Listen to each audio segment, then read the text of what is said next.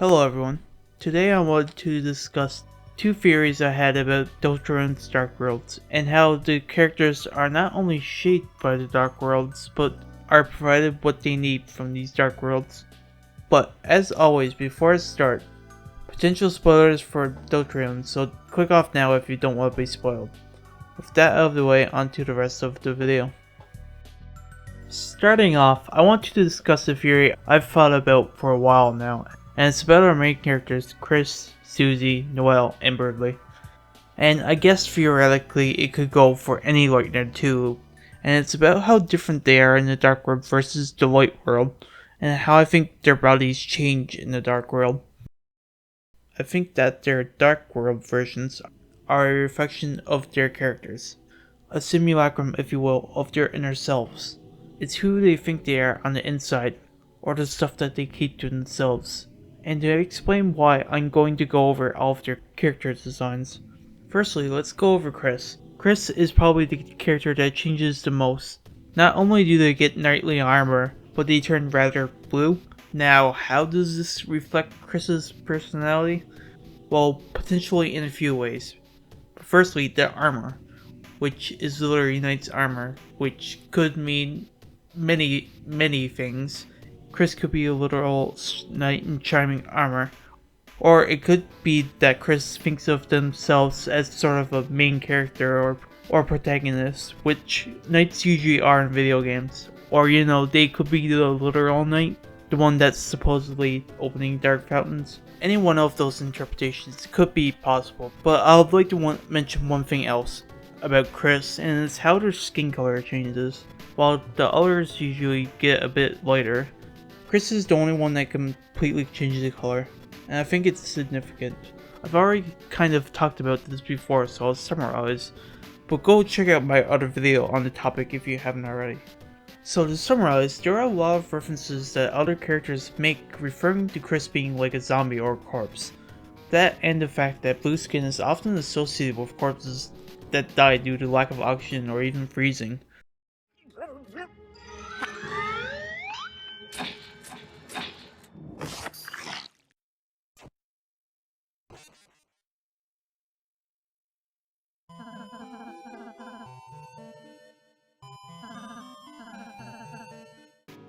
This could be either one of them, but also could be just a reflection of Kris's mental state. They could literally be depressed. They would literally be blue. Or, if you're thinking a bit darker, they could literally just be wishing that they were dead. So, in their Dark World design, it could be a reflection of any of their personal desires or secrets, like how Kris could either be depressed, wish that they were dead, or is actually dead. And the knight could be them thinking that they're a literal knight in shining armor, the main protagonist, or the fact that they could be the literal knight. Either one could be true, or theoretically all of them. Next on the chopping block would have been Susie, and how their costume reflects their inner self. But I think I'm going to skip over her for now, and it's for a good reason. Up next would be Noelle, which I feel is a lot more straightforward. As I'm sure you can see, Noelle doesn't change too much. The only real difference is her school outfit being replaced with this white, almost angel-like dress. And like Kris, this could have multiple interpretations, even in different routes. But I feel like in most cases, her white dress is a representation of her innocence and her purity. White is often associated with purity, along with the angel-like dress. I think it's quite possible. Noelle is very shy and not that confident of a person. She often hides her true emotions about people, or her emotions in general. And out of all of the characters, she is definitely the one that's really innocent of her. When you first battle with her, she is the only one that really doesn't know what's going on. Kris, Susie, and presumably Berdly immediately know what's going on. Noelle is the only one that doesn't. That and her connection to snow/ice powers could be the reason for her angel-like white dress. But this could represent something else, like an angel of death, at least for the brave route. Noelle is really the only one that can actually really kill anyone, at least so far. Her angel-like dress could just as probably represent her innocence in the normal route, or represent her powers of ice and snow. and be a representation of her corruption by us, the player, making her into an angel of death. So whether this represents her powers or a representation of her innocence or the corruption of it, either could be the reasons for her transformation, let's call it. Now, onto Berdly, which I don't feel like needs too much explanation on why their outfit is the way it is. Berdly's a gamer, and he basically thinks he's better than everyone, and that more or less sums it up. Berdly probably thinks of himself likely as sort of a main character, and I don't think egotistical is exactly the right word, but it's the one I'm going to use. As I stated, he basically thinks he's better and smarter than everyone, and he'll do basically anything to prove that. So his transformation is not too surprising. Though he doesn't always do the best things, he does care for his friends, and was just kind of obsessed with being superior. And the fact that he has armor like that, to be honest, is probably just a correlation with video games. I don't think there's any direct connection to his inner thoughts or true feelings, like Kris for example. It's probably just a gamer thing. Oh, and also a reference to Smash is probably a big reason why his outfit is the way it is. So overall, I don't think there's really any deeper meaning to Berdly's design at all, because that's the kind of person he is. Now onto Susie, which doesn't really change that much, and it would be kind of hard to pick away any real meaning behind her costume since it doesn't change that much. Now, does this disprove my theory that their costumes are a kind of reflection of their inner self?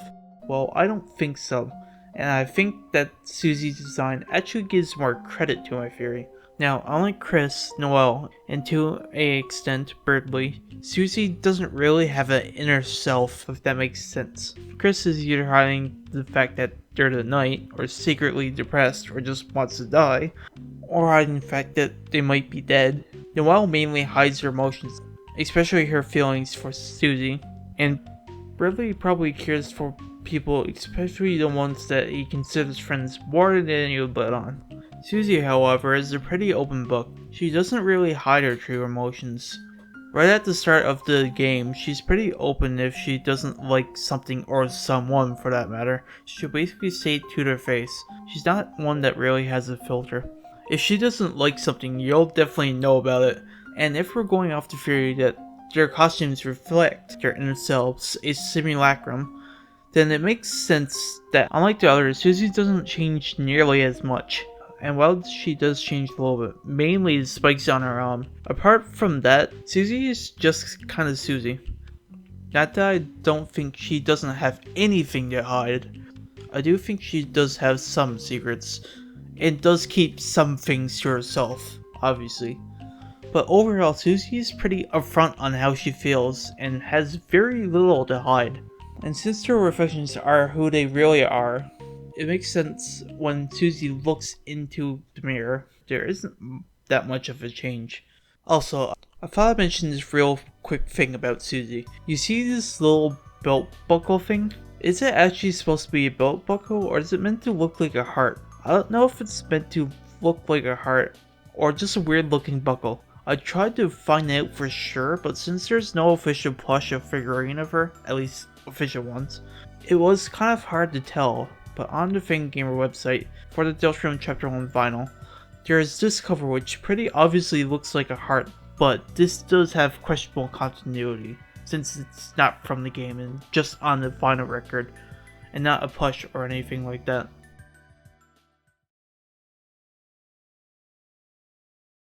But I do think it's probably meant to look like a heart, at least in my opinion. And if it is, I think it's got to have at least some significance. Sure, it is probably just a design thing, but usually hearts are pretty important in these games since there's kind of a lot of them throughout the game. And the fact that it's kind of orangey could be important too.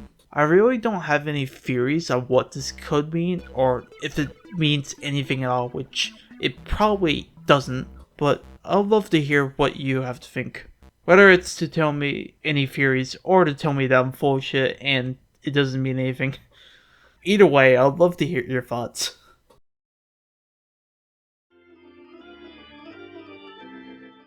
Now before I move on to my next theory, I would just like to take a second Usually I like to wait till the end of the video for this type of thing, but I'd love to give you a little breather between my next theory. If you watch and enjoy my content, and want to see more of it, feel free to subscribe. It really means a lot and tells me that you like my content. So if you like my content, consider it. If you're not subscribed already. Okay, with that short intermission out of the way, onto my next theory, which is the Dark World provides. Now, what do I mean by that the Dark World provides? Well, I think that the Dark World are suited to provide the characters what they need to grow or to get stronger. And I think it's quite possible that the Dark Worlds are somewhat bent or shaped to fit their first inhabitants, to fit exactly what they need, at least usually. And I think there's no better example of this than Susie in chapter 1. At the start of the chapter, we all know what Susie's like, very mean and rude to just about everyone, but as I'm sure you know, that changes, mainly because of Lancer. Lancer is perfectly suited to be your friend. He starts off kind of evil, or at least tries to be, and he looks up to Susie and likes Susie, the only real person to do that up until that point. So Susie, instead of being the good guy, joins Lancer's team and becomes the bad guys, and thus makes a friend. And it's in the interest of protecting that friend that Susie really changes and starts being better and letting people in. The Dark World not only provided her with a friend, but kind of changed her whole entire outlook, and she became a much stronger person by letting people in, like Kris, into her life, so to speak. So it's because of the Dark World that Susie became stronger. She has closer bonds and is a lot nicer to people. The Dark World provided her what she needed to grow and to become stronger. And this is more or less the same in chapter 2. Berdly, as stated before, is pretty full of himself. But in helping Kris and Susie, he learns that he really doesn't have to be better than everyone all the time, and he can just be himself. Susie more or less sums it up in her speech that no one really cares how smart someone may be. Obviously I'm paraphrasing a bit here, but it's more or less what I interpret it as. Without the Dark World's help, Berdly probably would have never changed. He just wasn't that type of person. But with the Dark World's help, he was able to get stronger in his own way, and by the end of the chapter, he comes out as a better person overall. Now, where this gets complicated is with Noelle because of the routes the player can take. In the normal routes, Noelle does get a bit stronger and does change a bit by the end. She is a more confident person and she is less afraid. But in the other routes, this changes. She does get stronger, but only because of the bond she breaks. While in the other route, she's better because she's a more confident person, but in the Snowgrave route, she's more physically stronger. She has been corrupted and coerced into not only killing people, but even her close friend. Which, while fucked up, either way, she does come out stronger, though in different ways. Now, this does kind of poke a hole in my theory that the Dark Worlds provide what the characters need to grow when, you know, one of them is dead. Now, you could chalk this up to it trying to do the best it can for Berdly, but the player is just interfering with that will. While the Dark World might shape in a little bit by its first guess, but it might not be power enough to stop someone from dying or the player from killing. It only tries to do its best, but doesn't always accomplish it, especially by external forces interfering with it. Now, I'm sure you noticed that I forgot to mention anything about Kris, and this is where it kind of falls apart a little bit, because unlike the others, there isn't a real big benefit that they get by the end of the chapter. The only thing that I can really think of is their friendship between them and Susie, which is definitely a good thing, but isn't that much comparatively. Kris is kind of a loner, and while I'm sure Kris does like having a friend, it's more of a byproduct of Susie's strength, if you get what I'm trying to say. Susie is the main one getting stronger or benefiting from Kris, and not the other way around, at least in my opinion. And obviously it can benefit one over the other. But what else could have Kris got from the Dark World? Maybe Ralsei? I know it's debated on how Kris really feels about Ralsei in general, but to that point, even if Kris absolutely despises Ralsei, that doesn't mean that Kris can't learn anything from Ralsei or benefit from being around them. And that's presuming the worst case scenario, in my opinion.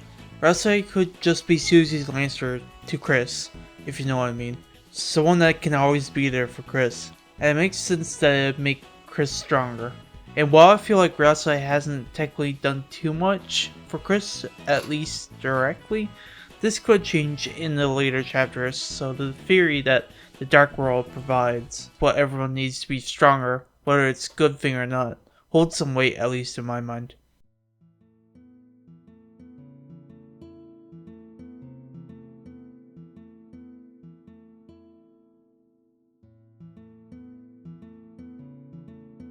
So yeah, that's more or less it for today. As always, I would love to hear what all of you think down in the comments. And I'm sure you noticed that I only handled 2 theories today in this video. I usually come up with 3 or 4 per video, but I think for now, on these videos, I'll stick to 1 or 2. It not only makes it a bit easier, but I feel it makes it a bit better to research 1 or 2 topics, and hopefully I'll make less mistakes, just from 1 or 2 ideas. So, I guess it kind of depends on how this video does, but I think I'll stick to 1 or 2 ideas per video, even if my vids end up being a little bit shorter. So yeah, that's it for this video. I hope all of you have a wonderful day. Bye.